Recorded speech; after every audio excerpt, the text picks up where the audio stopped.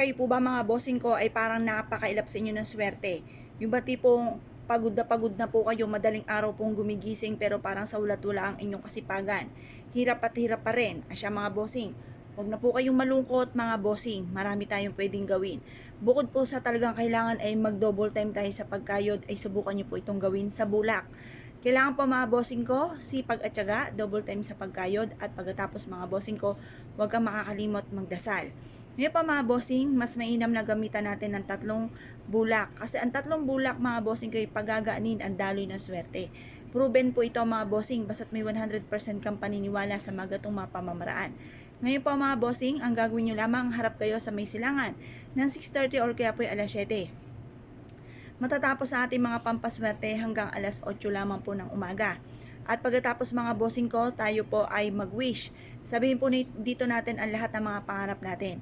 Halimbawa, gusto ko magkaroon ng malaking bahay. Gusto ko magkaroon ng negosyo na dito na ako yayaman. Magiging matagumpay ako sa lahat ng aking mga pinapangarap.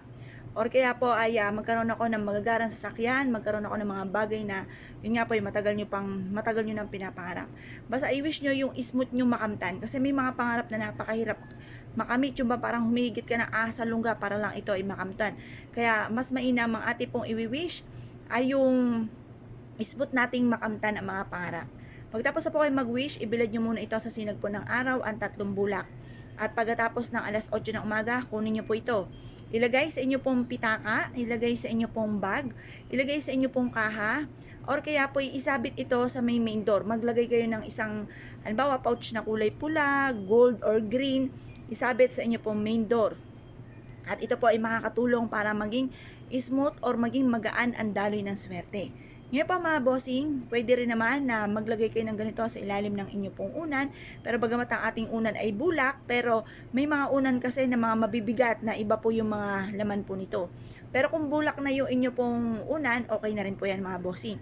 Mas mainam po naman yung ating mga unan ay na napapagpag ninyo sa liwanag ng sinag ng araw at napapainitan po ito sa umaga.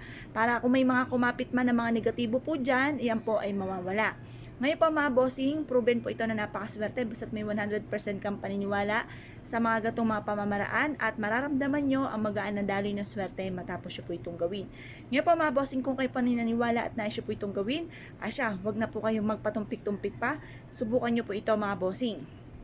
Ngayon pa mga bossing, pwede rin naman po na magsabit kayo ng ganito at lagyan ng kaparanggot na asin at isang maliit na butil ng bawang sa bintana po ninyo kung saan kayo ay natutulog.